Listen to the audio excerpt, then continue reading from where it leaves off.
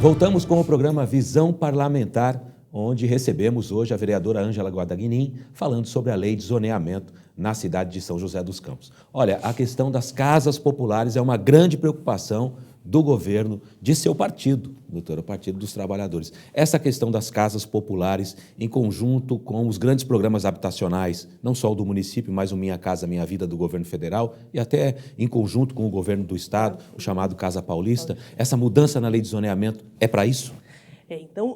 Tem um grande número de artigos propostos exatamente para possibilitar que a cidade construa habitação popular. A lei que está em vigor agora, que foi aprovada em 2010, não possibilita isso.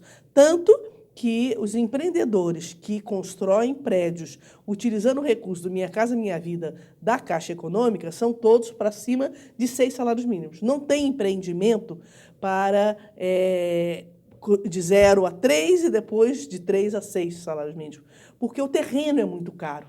Então, a cidade de São José dos Campos acaba limitando a possibilidade das pessoas que moram aqui ter o direito à casa própria.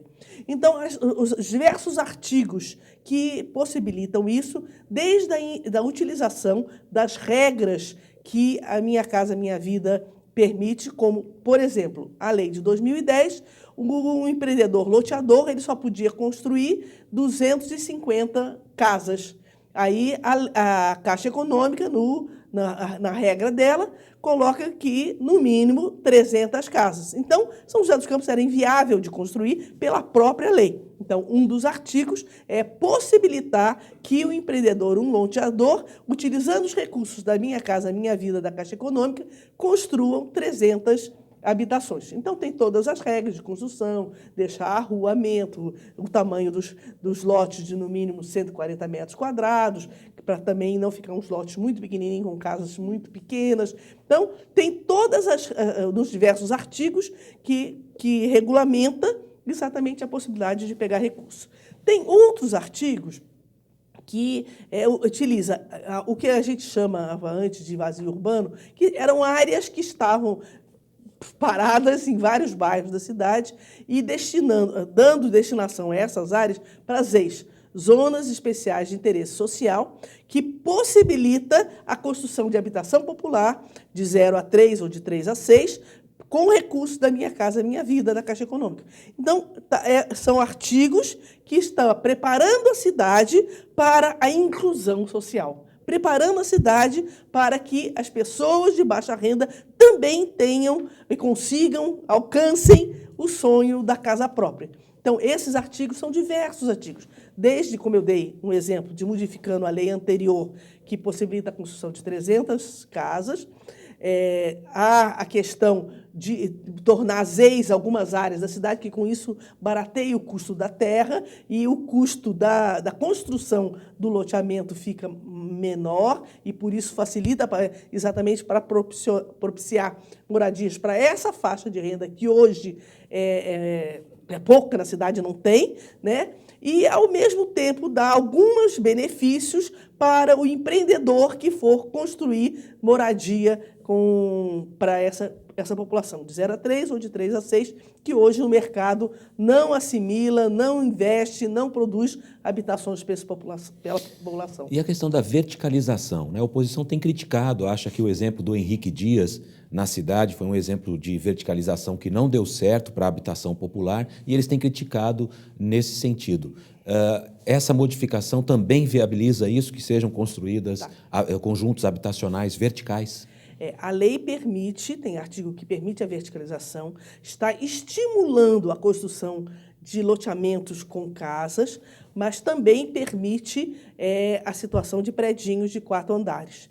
O Henrique Dias foi um exemplo claro de que não deu certo pela forma como o governo anterior utilizou do mecanismo de casa popular. Juntou gente que morava numa favela, na outra, que tinham conflitos que culturalmente não viviam, botaram todos morando lá, com condomínio conjunto, com conta de água conjunta, com conta de luz conjunta. São pessoas que moravam em habitações unifamiliares na favela, cada um tinha sua casinha, e passaram a morar em conjunto, tendo que dividir água, luz, condomínio, que não sabiam fazer isso. Então, a prefeitura juntou tudo num local só, sem dar a mínima condição dessas pessoas saberem viver em comunidade, em condomínio. Então, agora tem realidades de pessoas, casais mais idosos, casais sem filhos, ou com 1 ou 2 filhos, que são possíveis de serem alocados para predinho. Tá?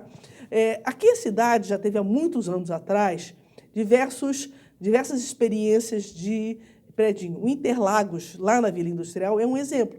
Eram predinhos de 4 andares, que as pessoas mudaram para lá, juntando todo mundo. E está aí um sucesso, e agora melhorou mais ainda quando conseguiu-se dividir a conta de água e de luz. Então, é uma exigência que a lei coloca, que o empreendedor que for fazer predinho já tem que colocar a individualização. Cada apartamento vai ter o seu relógio de luz e o seu relógio de água, porque uma família com 4 pessoas gasta muito mais do que uma família com 2, ou às vezes até com mais pessoas na família. E, então, essa situação de cada um pagar o que consome também diminui conflitos entre os moradores, que, o exemplo, o Henrique Dias foi exatamente essa questão. Eles não sabiam viver em condomínio, cada um tinha experiência de morar na sua casinha, pagava a água e a luz que vinha medida no relógio, e foram colocados juntos um relógio de luz sozinho, único, um relógio de água único, tendo que viver em condomínio, a luz das escadas e dos corredores. Então, a lei prevê, mas já dá orientações para o próprio construtor para diminuir esses impactos. Nós estamos conversando com a vereadora Ângela Guadagnin, do PT de São José dos Campos, e o assunto, a lei de zoneamento em debate na Câmara Municipal. Doutora Ângela, para a gente encerrar, queria que a senhora falasse um pouquinho da questão das emendas dos vereadores, que também entraram na pauta, e rapidamente, até porque o nosso tempo não permite, é muito curto, que a senhora também faça uma conclusão geral sobre todo esse processo do debate na Câmara. Eu acho que o debate, antes até de chegar na Câmara, já teve muita transparência, muita democracia. O governo fez a abertura no site para poder ouvir as sugestões, apresentou para o Conselho de Desenvolvimento Urbano, apresentou em audiência pública, depois ainda ficou aberto para as sugestões. Quando apresentou na Câmara, a Câmara tem os 10 dias que a lei, regimento interno da Câmara determina, que é o tempo em que os vereadores podem fazer emenda. Então, vários vereadores fizeram emendas ou no entendimento deles de como deve estar organizada a cidade. Mas o mais importante é que a Câmara, com a coordenação da presidente Amélia, ela está de uma forma muito transparente, mostrando para a sociedade, não só na audiência pública, quanto veiculando nos meios de comunicação, a importância da participação popular, com sugestões, com acompanhamento na votação da lei. Então, eu acho que é a única vez que aconteceu isso. Em momentos anteriores, quando foi aprovado outras leis ou adequações da lei de zoneamento, essa transparência não ocorreu. Então, a gente tem muita satisfação que desta vez está fazendo diferença.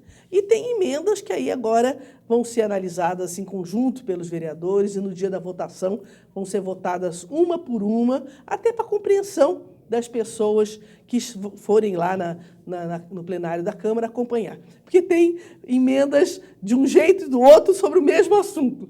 Um exemplo, mudar a lei de zoneamento do Esplanada. Tem gente que quer que fique comercial de pouco impacto e tem gente que quer só residencial. Então, é um conflito de interesse, claro, entre as emendas que falam para mudar e as emendas que falam para não mudar. Então, com certeza, os vereadores vão estar analisando e vão se posicionar se não houver um consenso e, na hora da votação, vota de um jeito ou de outro, cada vereador, de acordo com a sua interpretação do crescimento, do desenvolvimento de cada bairro da cidade como um todo.